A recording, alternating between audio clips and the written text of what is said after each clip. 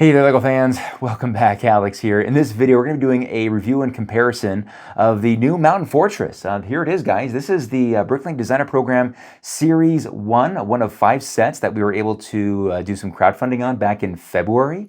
And 4 months later, we got them. And this particular castle sold out almost, not immediately. It took a few hours, but maybe it didn't even take that long, but it was really quick.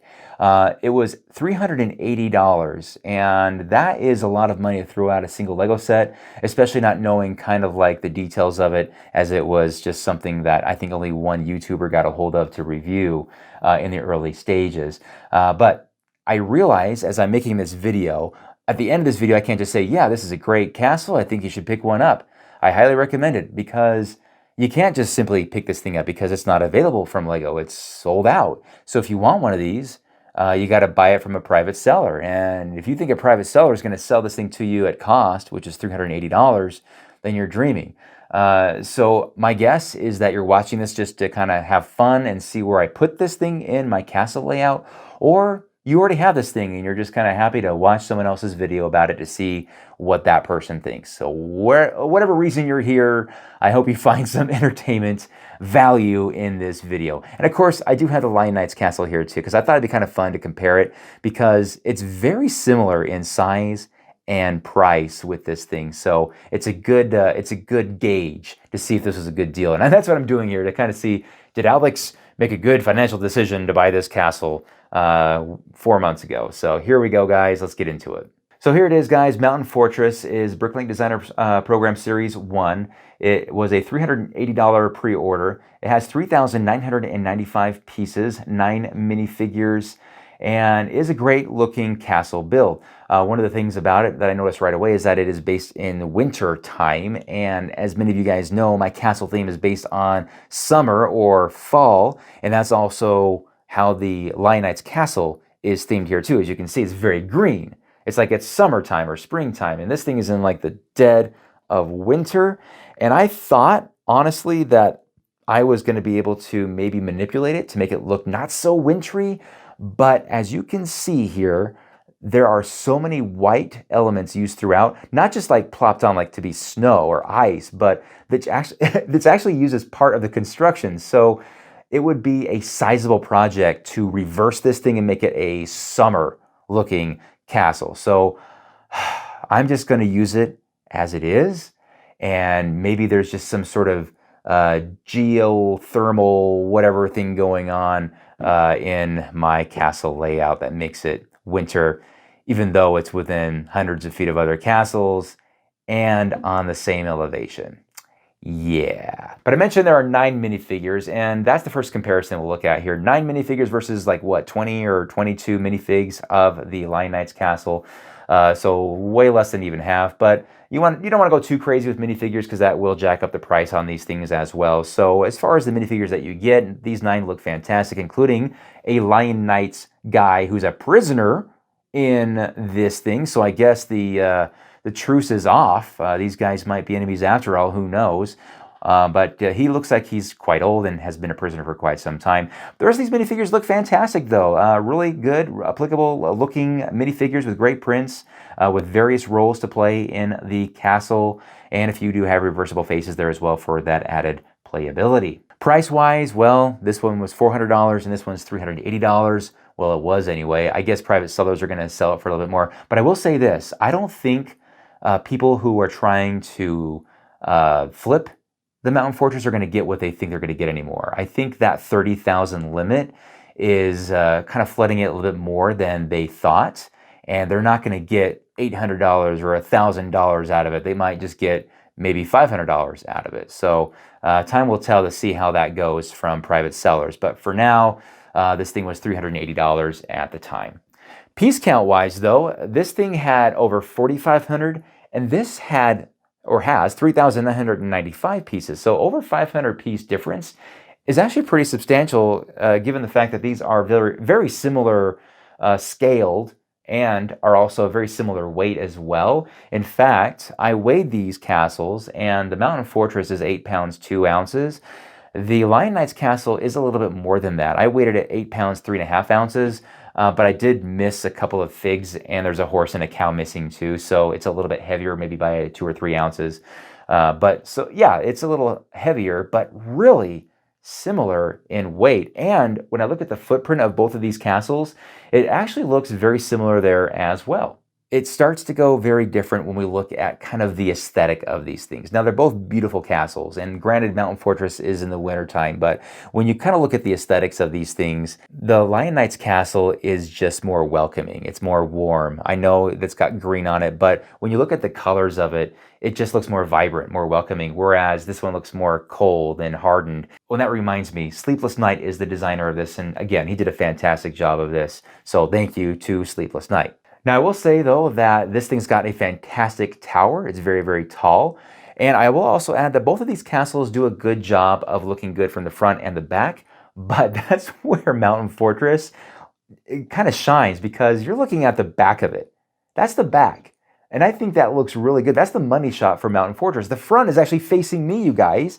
That's when you look at this thing as a straight shot, it doesn't look as impressive. It's very narrow, it's very tall, and you have this really cool entrance with that coat of arms, which is nice and all, but it's when you kind of circle around to the back or the sides that you go, wow, this thing's actually really darn cool. And Lion Knight's castle does okay in that department as well, but just not as good as the Mountain Fortress.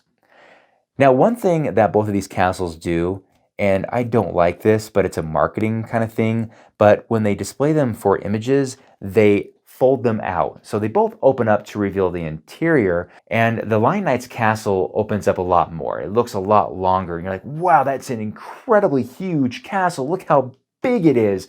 But it's actually not even close to being that big, because it has 2 areas that open up, whereas the Mountain Fortress just has one section that opens up. And don't get me wrong, it looks impressive still, and they both look impressive when they're both opened up, but it's very deceiving. When you close these things back up, they're a lot smaller. Now, as you guys know, I don't like the open back. Now, I do like the fact that these guys do open up but do close, kind of give it a complete look.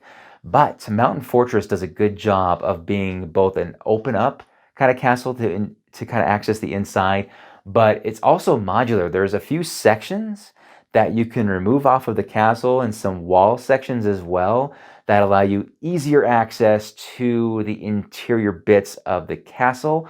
Some of it is a little harder to access, but it does a relatively good job of allowing you to get the access to that interior space here. So interior, let's go ahead and talk about that with the Mountain Fortress, because I thought this was kind of interesting. So to go through the front entrance here, there's this door that's operated from the top here, operates as you would imagine it would, like all the other castles do.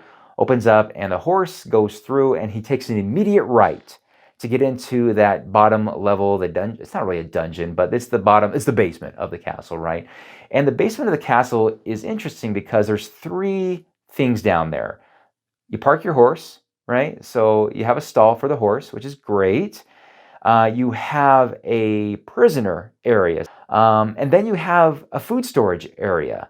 And next to that food storage area, there's also a model of the Lion Knight's castle in there as well. I thought that was kind of funny. A little, hey, that's cool. Like, I don't know if that's supposed to be a toy for a kid, or if they're planning out their battle plans to attack the Lion Knight's castle based on that that scaled castle in the basement of the Mountain Fortress. But once you go back out, you have this long walk all around the castle. And it's quite the walk to get up here, and then you go across the drawbridge, which does work. It's kind of nice. It's a very clean function that overlooks the frozen river below, which, by the way, I didn't know this thing had a frozen river until I was building this thing. I was like, wait, it has a river? I didn't see that in any pictures, but there you go. So as you cross this drawbridge, you have 2 places to go. You have this doorway here that accesses the 2nd level, or you go up this stairway, which we'll get into in just a moment. So the 2nd level is a little smaller, but this is where they prepare the food or cook the food. There's also a place to eat. There's a table there with a couple of chairs as well. And there's a little bunk bed, which I thought the bunk bed was pretty cool, but it's right next to where that door opens and closes from the front. That might get a little loud. But I like the fact that they actually created some beds in here. There's a door that accesses the front, so you can get some fresh air, some really cold fresh air. And that's about it for that 2nd level. So the other option, of course, was to skip the door and go right up to the 3rd level. And the first thing you encounter going up these stairs is the bathroom, where our minifigures can sit down and do their business, not in privacy, but rather in the very much openness of this castle. But I will say the Lion Knight's castle is a little bit more welcoming as far as, you know, when you have to do your business. But after that, they can access the third level, which gets you access to the armaments here. And you can operate the front door from here and get access to this front training area, which also acts for a lookout. And I like the fact that the training area has this dummy that looks just like the Lion Knight's castle. So I get the feeling, you guys, that the Black Falcons are not in peace talks with the Lion Knights with how this thing is set up. Just my opinion there. But they go up to the fourth level. Yes, this is the fourth level now. This is where I would say it's the ladies' quarters, right? Here you have a very nice chair next to a fire. And then you go up these stairs, and this is the chamber, like the bed chamber, that looks really, really nice. So there's another bed up here. This is the only bed that doesn't have the gray cloth look to it. Fantastic. Look, there's some perfume there as well.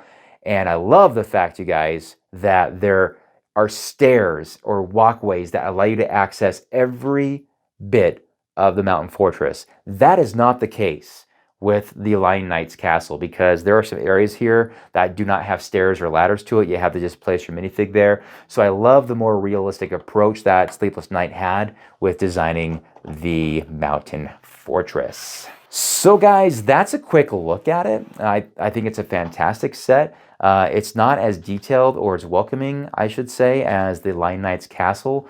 But as far as like a hardened, tough-looking castle in the middle of a winter scene, I think it looks fantastic. And I'm actually very happy I got it. So there you go. We've come full circle. I'm now happy that I bought this particular set. Was it fun to build?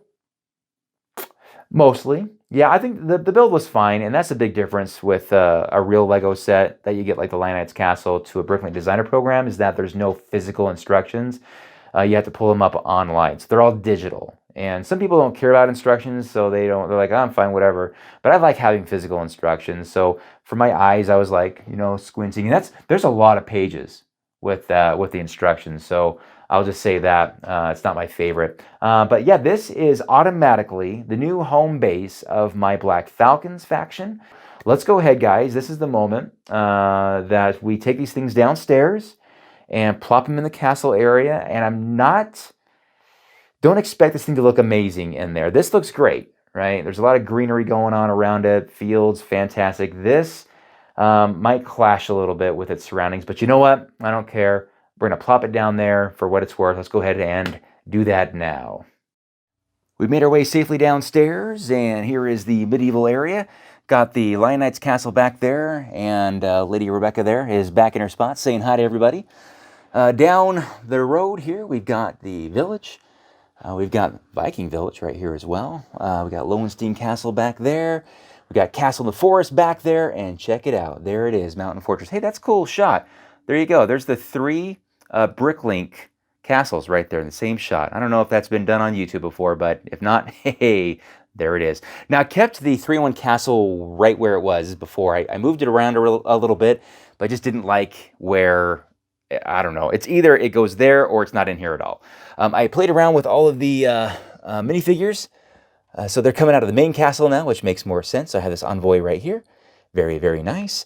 Now, of course, we knew this was going to happen, but yeah, the snow element of it does kind of clash a little bit, right?